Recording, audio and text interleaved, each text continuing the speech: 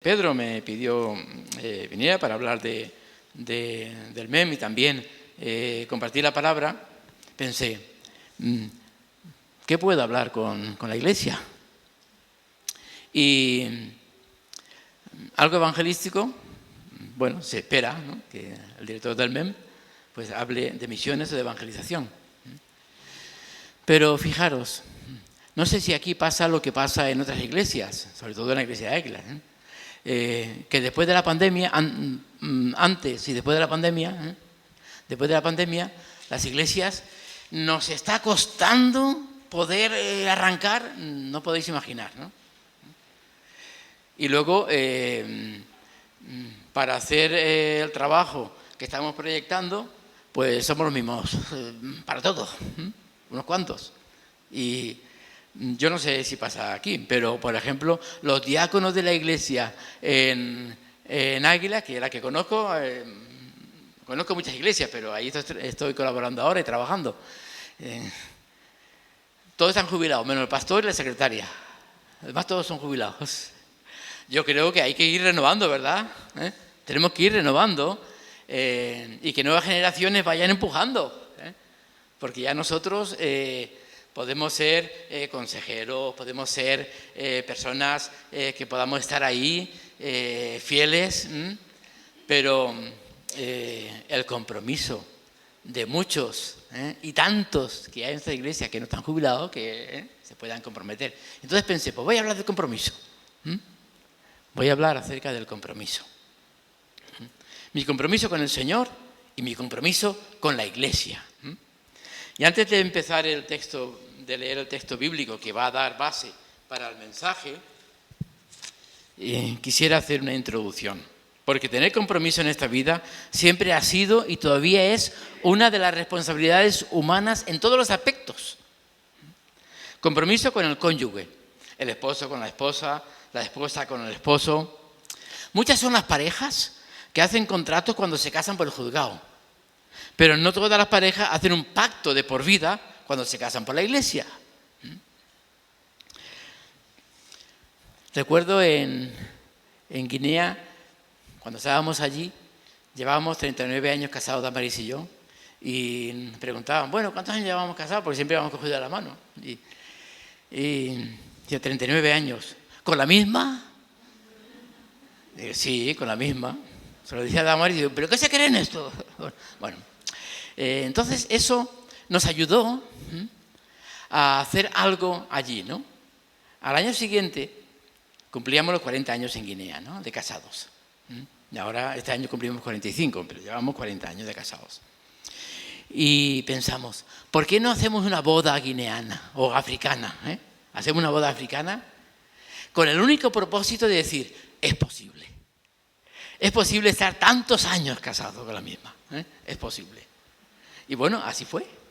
Hicimos una boda, la verdad que no podéis imaginar. ¿Qué boda africana? Bueno, la gente estaba ilusionada allí.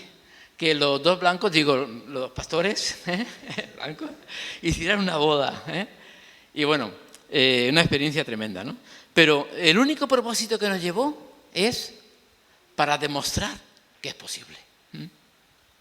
Bien, pues, ¿por qué? Porque hay un compromiso. También hay compromiso con los hijos. ¿Qué no harán unos padres por sus hijos y con respeto a los hijos? Dice la Biblia que en Éxodo 20:12, obedece y cuida a tu padre y a tu madre. En la traducción lenguaje actual dice así, obedece y cuida. Fijaros, estas dos palabras, obedecer y cuidar a tu padre y a tu madre. No dice que obedezcan los hijos a los padres si les gusta o no les gusta lo que los padres les dicen. No dice eso.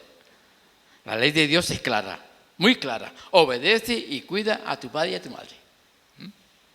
Compromiso con el trabajo también. Compromisos que contraemos en la vida diaria. Los pastores también tenemos compromiso. Compromiso con el Señor, con la familia, con la iglesia. Nos comprometemos. Bien, pues es eso. Después de esta pandemia, que en parte la iglesia ha estado como en un dique seco, yo en esta mañana quiero compartir con vosotros y me quiero centrar en tu compromiso con Dios. Me llama la atención en el libro de Nehemías lo que hizo un grupo de personas a quienes Nehemías les hizo ver la necesidad de poner en orden su vida en relación con Dios. Y una vez considerado el reto que le fue propuesto, le respondieron lo siguiente a Nehemías. Nehemías capítulo 9, versículo 38. Por todo esto que nos ha pasado, nosotros nos comprometemos firmemente a obedecer a nuestro Dios. Este compromiso lo ponemos por escrito, sellado y firmado por nuestros jefes, los sacerdotes y sus ayudantes. Qué curioso, ¿eh? Un pacto firmado. En nuestras iglesias, cuando alguien se integra como miembro, yo creo que en esta lo hacen, por lo menos en la que yo he sido pastor en estos más de 40 años, pues la hemos hecho, ¿no? Lo hemos hecho. Hemos firmado un pacto. Y se firma de puño y letra con un compromiso. Por ejemplo, actualmente en nuestra iglesia el compromiso es así. Indique si está dispuesto a integrarse, colaborar y mantener la unidad de esta congregación. Indique si ha leído detenidamente la declaración doctrinal de fe de esta congregación y los estatutos. Y 3, firme si acepta la declaración doctrinal de fe como creencia suya. Y uno firma, y esa firma es un compromiso. Es un compromiso naturalmente. Y esto fue lo que hicieron los judíos en la época de Nehemías, quienes al hacer una promesa la escribieron y luego la firmaron representativamente con el objetivo de tener un documento que los motivara a cumplir responsablemente con un compromiso contraído. Bueno, a finales de agosto tendremos la convención de la Unión Bautista en Madrid, donde las iglesias firmarán un pacto de adhesión con motivo del centenario de la Unión Evangélica Bautista de España. En este pacto las iglesias se comprometen, leo textualmente, a confirmar los acuerdos, a reafirmar nuestro sometimiento a Dios, a vivir bajo el señorío de Jesucristo en el poder de su Espíritu, a fomentar la unidad, a animarnos a la edificación y cuidados mutuos, a cooperar en el crecimiento, a propiciar el relevo generacional en la iglesia local, a renovarnos en el Evangelio profundizando en el discipulado, procurando extender el reino de Dios con todos nuestros recursos. Delante de Dios asumimos y firmamos este pacto. Todas las iglesias, a finales de agosto, firmaremos este pacto y nos comprometeremos como iglesia. Esto nos deja claro que una responsabilidad del ser humano, y con más razón de una persona que se declara y se considera creyente en Dios, es estar comprometido con toda firmeza y obedecer al Señor. Naturalmente, y esto también debe quedar claro, porque antiguamente una palabra era una firma.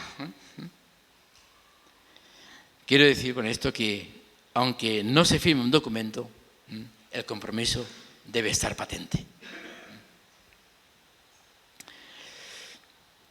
Después de esta introducción al tema, me gustaría leer el texto bíblico que se encuentra en Lucas, capítulo 9, versículos del 57 al 62.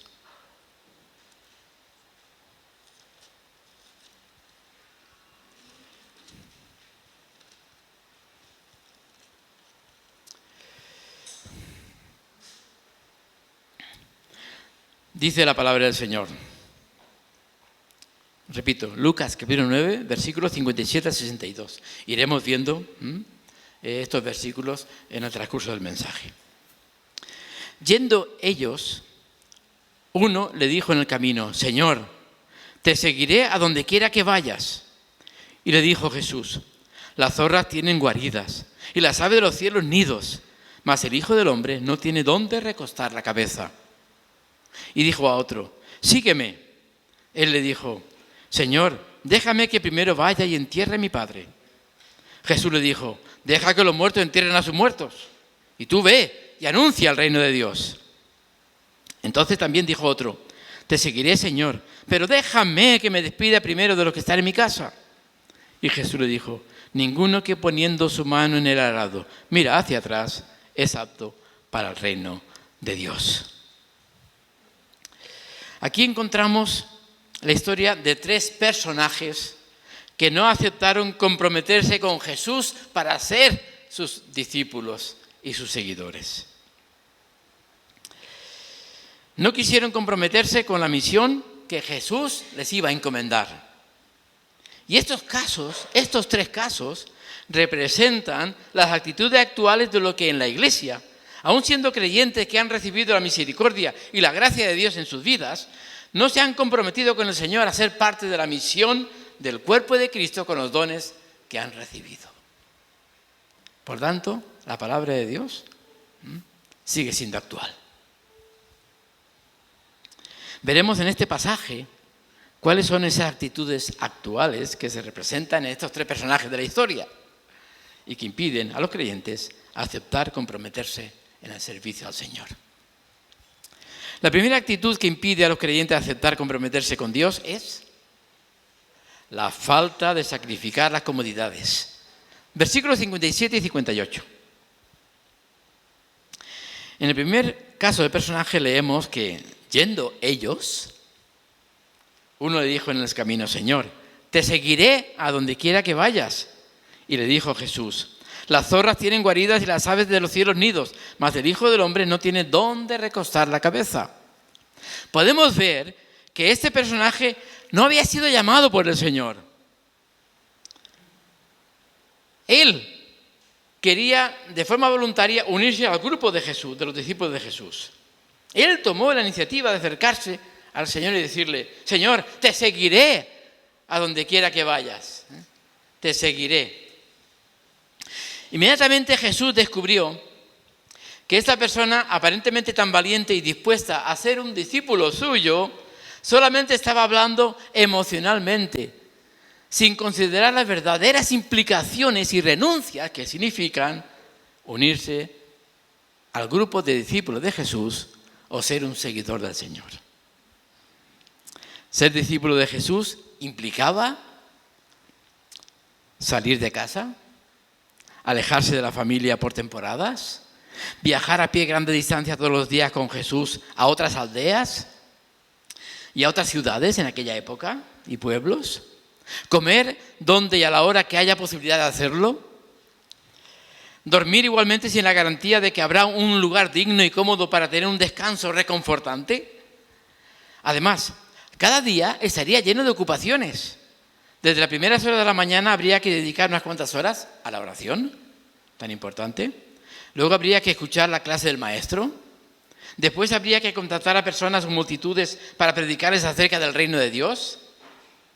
Luego habría que continuar el viaje, a menos que decidieran quedarse algún tiempo en un lugar. Pero cuando llegaba la noche, había que dedicarse también a la oración en lugares apartados y silenciosos, al ejemplo de Jesús. Y por fin llegaba la hora del descanso. Este primer personaje de la historia pensó que seguir a Jesús sería cosa ligera, coser y cantar, por lo que intenta unirse al grupo de los discípulos. Pero Jesús inmediatamente le dice: un momento, yo, el Hijo del Hombre, no tengo ni siquiera un sitio donde descansar. Y esta persona le da el tembleque. ¿Por qué? Porque simplemente había sido un impulso emocional, un deseo. Se interesa por el proyecto de Jesús. Y lo primero que piensa: bueno, eso es fácil, cómodo, provechoso. Será provechoso para pertenecer a ese proyecto. Pero cuando se da cuenta que tendrá que enfrentar dificultades, problemas, carencias, trabajo, esfuerzo, dedicación y compromiso, entonces dice: no. Por eso Jesús lo puso sobre aviso, para que en caso de que tomara la decisión de comprometerse a ser discípulo, para obedecerle y seguirle, lo hiciera sabiendo de antemano todas las implicaciones de este compromiso. No lo dice literalmente el texto, pero este personaje, supuestamente interesado en ser discípulo de Jesús, no se nos dice después que haya aceptado el reto de verdaderamente comprometerse con Él y seguirle a donde quiera que Jesús fuera. Solamente estaba ilusionado, una ilusión pasajera. Pero después de haber escuchado que tendría que sacrificar las comodidades, de estar fuera de casa por mucho tiempo, comer a horas distintas a su costumbre, dormir sin la cama tan cómoda que poseía y todo lo demás, Le sucedió lo mismo, si alguien recuerda, lo que al joven rico, quien después de escuchar las instrucciones de Jesús, dio media vuelta y se fue muy triste. Queridos hermanos, el hecho de asistir a esta iglesia solo es el primer paso que da evidencia de que hemos aceptado acercarnos a Dios por medio de Jesucristo. Pero eso no significa que con asistencia ya estemos verdadera y totalmente comprometidos con Dios, aunque lo deberíamos estar. Porque las iglesias son lugares bastante cómodos. Y venir un domingo y otro, y que vayan pasando los meses, e incluso los años, desde la perspectiva de ser buenos adoradores y excelentes espectadores. Pero eso no es lo que Dios quiere. Porque ser adorador es un primer paso para el compromiso, del cual partimos para seguir creciendo en otras áreas de servicio en la obra de Dios o en la iglesia donde Él ha querido que estemos. Y que no tengamos la actitud de acostumbrarnos a ser creyentes solo de domingos, permaneciendo cómodos sin dar un paso más para aumentar nuestro compromiso, nuestro nivel de compromiso con el Señor.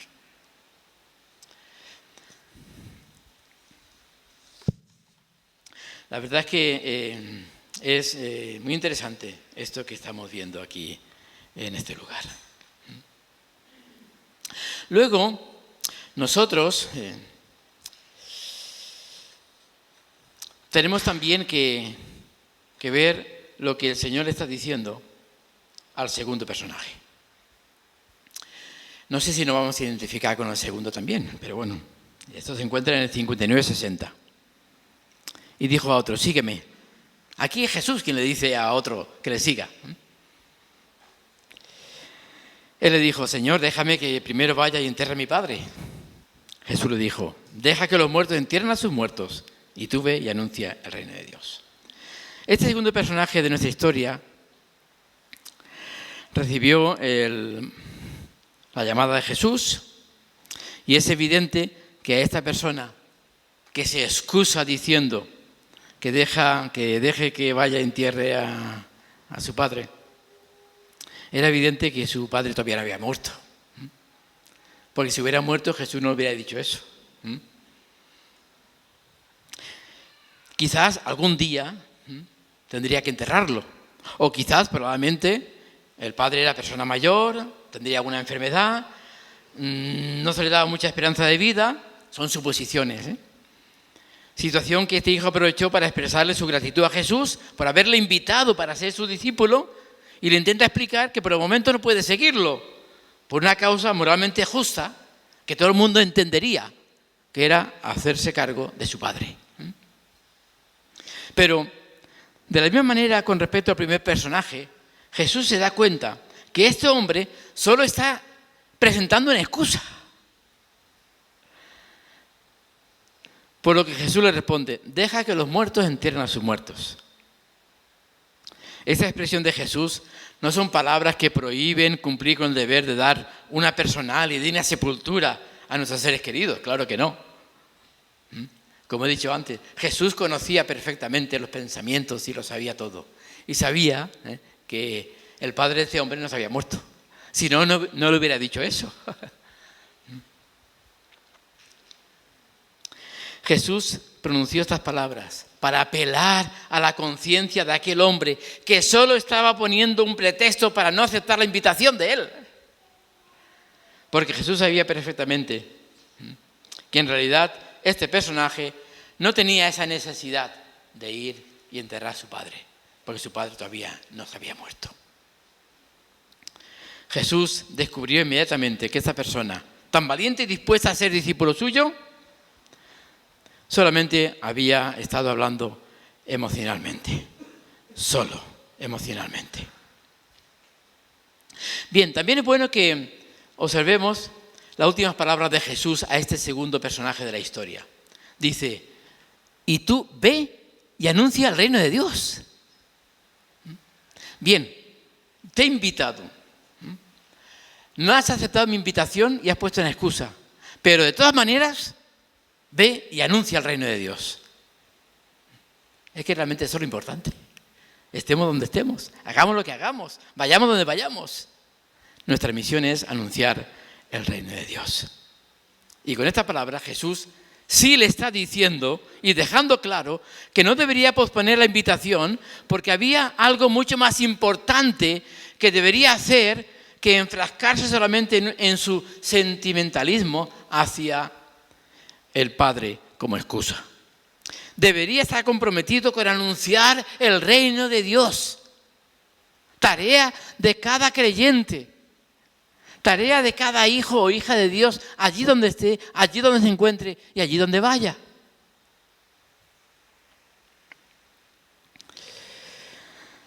De ahí que este hombre debería haber estado comprometido con anunciar ese reino de Dios. El no querer hacerlo significaba que su prioridad real no era ni siquiera su padre ni su familia, y mucho menos el reino de Dios.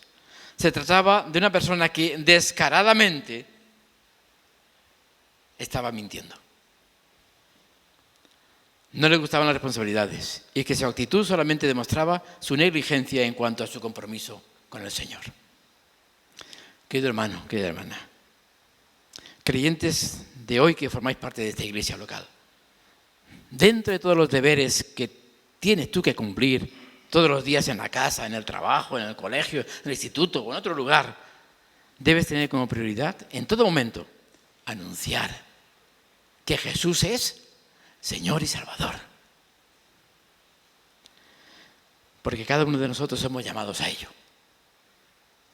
Que no tenga otras prioridades que no sean el reino de Dios. Y lo demuestres por medio de tu conducta y de tu testimonio, dando a conocer que por la gracia de Dios estás recibiendo los beneficios de la salvación y de la vida eterna. Por lo tanto, anuncia el reino de Dios sin excusas.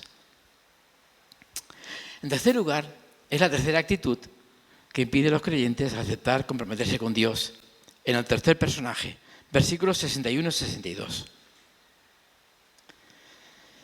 Entonces también dijo otro le dijo a Jesús, te seguiré, Señor, pero déjame que me despide primero de los que están en mi casa. Jesús le dijo, ninguno que poniendo su mano en el arado mira hacia atrás es apto para el reino de Dios. Aquí vemos en este tercer personaje una falta de convicción. Nuestro tercer personaje no recibió tampoco la invitación directa de Jesús como el segundo, sino que fue como el primero. Él se ofreció. Te seguiré, Señor. Pero, ay, con el pero, vemos que este tercer personaje no quería compromiso alguno con Dios. Su respuesta nos revela que su prioridad principal era la familia. Estaba demostrando una falta de comprensión de lo que es y de lo que significa el reino de Dios para los seres humanos. Por lo que, en consecuencia, le estaría importando cualquier otra cosa más que anunciar el reino de Dios, porque estaba convencido de que eso no era lo más importante. La familia es importante y para mí es importante, pero anunciar a la familia que Dios es Señor y Salvador es importante. Yo no sé vosotros, pero bueno, en mi caso personal, mi esposa y yo orábamos todos los días orando por nuestros hijos, para que conocieran a Cristo. Es una decisión personal, que ellos conozcan a Cristo, orando. Y todos ellos conocen a Cristo. Y todos ellos están en sus iglesias integrados. Están por ahí. Pero están en sus iglesias donde viven con sus familias integrados. Y conocen al Señor, ¿no? Y yo les decía, decíamos a ellos el verano pasado que estaban en casa. Decía, ya no oramos por vosotros para que conozcáis al Señor, porque ya lo conocéis. Oramos por vuestros hijos y cada día oramos por nuestros 9 nietos para que conozcan al Señor. Bueno, ya la mayor ya se ha bautizado, la nieta. Pero oramos por ellos todos los días. Eso es orar por los amigos, orar por la familia, hay que orar y anunciar el reino de Dios. Esa es la prioridad? Dios. Pero aquí en el tercer personaje, nuevamente Jesús detecta que este hombre tenía un problema. Y ese problema no era el supuesto, entre comillas, el supuesto amor fraternal por su familia, sino que aún entendiendo lo que implicaba ser discípulo de Jesús, quería dar marcha atrás, aun cuando él se había ofrecido. Y que probablemente eso hizo. No se nos dice la historia de los evangelios que haya sido discípulo de Jesús, ni siquiera de aquellos 70 que fueron enviados por Jesús de 2 en 2 a predicar en los pueblos y aldeas. Cuando Jesús le dijo que ninguno que poniendo su mano en el arado mira hacia atrás es apto para el reino de Dios, le estaba dejando claro que para estar verdaderamente comprometido con Dios, primeramente tiene que estar convencido de la importancia del reino de Dios. Porque sin estar realmente convencido de su importancia, ni siquiera aceptaría ser su discípulo, y menos aceptar ser parte de ese reino de Dios, y mucho menos anunciar a Cristo. De ahí que cada uno de vosotros que habéis conocido el mensaje del Evangelio de Cristo y habéis sido por la gracia de Dios colocados en ese reino tan maravilloso que es el del Señor, no debéis dar marcha atrás. No deis marcha atrás. Solo Cristo salva. Y la persona que se convence de que el reino de Dios es lo mejor que ha podido conocer y experimentar en esta vida, entonces esa persona que está convencida es cuando se compromete. Se compromete de forma voluntaria y responsable a mantenerse en ese reino y darlo a conocer a otros. Por eso es que, para ir concluyendo estos pensamientos y este mensaje, quiero extender la invitación a todos los presentes, a todos los que estáis aquí, para que cada uno autorreflexione acerca de si está o no comprometido de manera personal con Dios. No solamente con adorarle y venir a la iglesia, que es importante, sino también en cuanto a servirle en otras maneras, de otra forma, no solamente en los cultos, los domingos, sino en otras áreas de la obra del Señor. Y si autorreflexionáis y os halláis que el compromiso que tenéis es incompleto, poco o nulo, entonces añado la invitación a que cada uno corrija de su vida todo aquello que le está llevando a dar marcha atrás. Porque no avanzar es atrasar. Y le está impidiendo aceptar o asumir el compromiso que debería tener para con Dios e incluso para con la iglesia. Que ninguno de vosotros sea como esos 3 personajes que se negaron a aceptar el compromiso que conlleva ser discípulo de Jesús para seguirle, para servirle y para ser enviado a anunciar el reino de Dios. Que así sea y que el Señor los bendiga. Amén. Somos una iglesia que vive para amar a Dios y para amar al prójimo. Por eso estamos a tu disposición. Si tienes dudas acerca de la fe, acerca de Jesucristo, acerca de Dios, acerca de la vida misma, o si estás pasando en este momento por una situación difícil y quieres que nosotros pidamos en oración por ti, no dudes en ponerte en contacto con nosotros a través de nuestra página web www.lapazelche.com. En nuestra página web encontrarás también todos nuestros sermones, todas nuestras predicaciones disponibles para verlas en cualquier momento y desde cualquier dispositivo, ya sea una tablet, un televisor, un ordenador o un teléfono móvil. Tendrás también todas nuestras actividades, toda la agenda semanal de nuestra iglesia desde nuestra página web. Así que recuerda www.lapazelche.com.